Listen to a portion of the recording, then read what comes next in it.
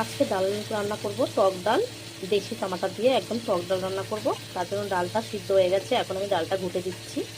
দিয়ে পরিমাণ মতো জল দিয়ে দেবো, স্বাদ মতো লবণ দিয়ে দেবো, আর চেরা কাঁচা লঙ্কা আর কেটে রাখা দেশি টমেটোগুলি সেগুলো দিয়ে দেবো।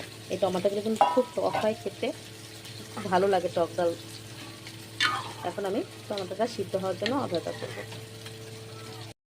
টমেটোটা সিদ্ধ হয়ে গেছে ডালের মধ্যে, এখন আমি একটু হলুদ দিয়ে দেবো।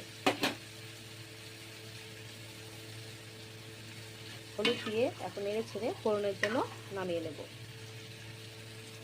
গরম করে নিয়েছি, তেলটা গরম হয়ে গেছে। এখন দুটো শুকনো লঙ্কা ফোড়নে দিয়ে দেবো।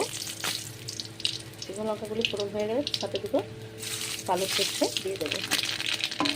দিয়ে সর্ষেটা একটু একটু গলে দেবো।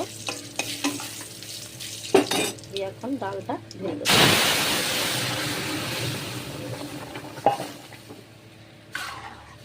আমার টক ডাল রেডি। চাইলে তোমরা এগুলো ধনেপাতা কুচি দিতে পারো আর নাও দিতে পারো। ডালটা একটু ফুটে আসলে নামিয়ে নেব। ডাল আমার হয়ে গেছে, নামানোর পর দেখো এরকম হয়েছে বন্ধুরা। যদি ভিডিওটা ভালো লাগে একটা লাইক কমেন্ট শেয়ার করে দিও, আর সবাই ভাবে পাশে থেকো বন্ধুরা। আর ভিডিওটা দেখার জন্য অনেক ধন্যবাদ সবাইকে। টাটা বাই বাই, আবার দেখা হবে পরের ভিডিওতে।